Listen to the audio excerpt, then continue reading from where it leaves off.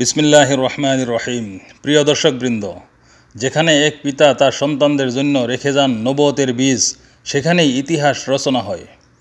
তবে কখনো সেই বংশে গড়ে ওঠে আলোর মানুষ, আবার কখনো গড়ে অন্ধকারতম জাতি।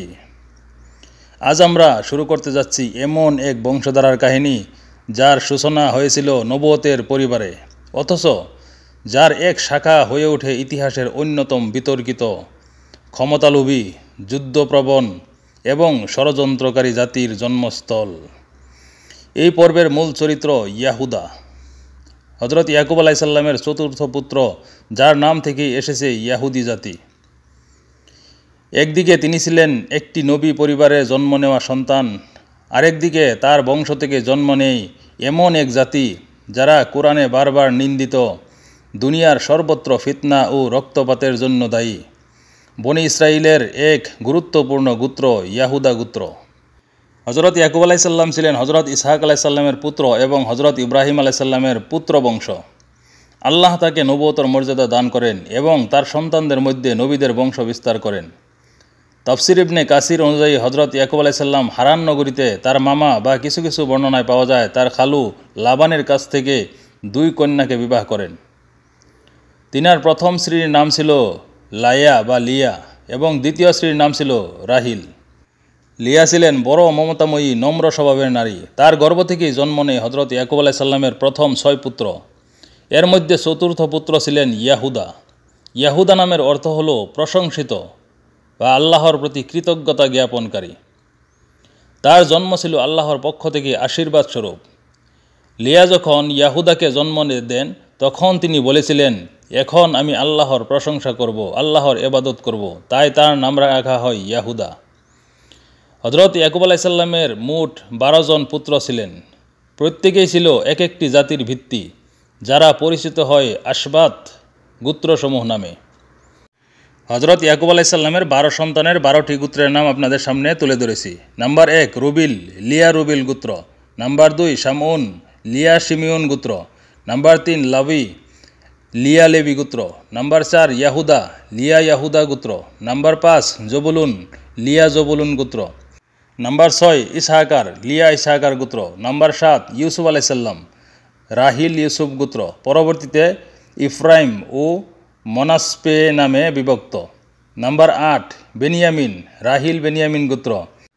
নাম্বার 9, 10 দান নাফতালি গোত্র। নাম্বার 11 এবং 12 গাদ, আশের জিলফা, গাদ ও আশের গোত্র। এই 12 গোত্র নিয়ে গঠিত হয় বনি ইসরাইল, যার প্রত্যেকটি একটি বিশাল উপজাতিতে পরিণত হয়। ইসরাইল শব্দটি হজরত ইয়াকুব আলাইসাল্লামের অন্য নাম। পবিত্র কোরআনে বলা হয়েছে, সমস্ত খাবার বনি ইসরাইলের জন্য হালাল ছিল, ইসরাইল নিজের জন্য হারাম করার আগে। সূরা আল ইমরান আয়াত 93। বনি ইসরাইল মানে ইয়াকুব আলাইসাল্লামের সন্তান ও বংশধর। তাদের ইতিহাসের কেন্দ্রে ছিল ইয়াহুদা গোত্র, যারা ভূমি, রাজত্ব ও নবুয়তের আসন দখল করে রাখে অনেক যুগ ধরে। ইয়াহুদা গোত্র থেকে ইয়াহুদি জাতির উৎপত্তি।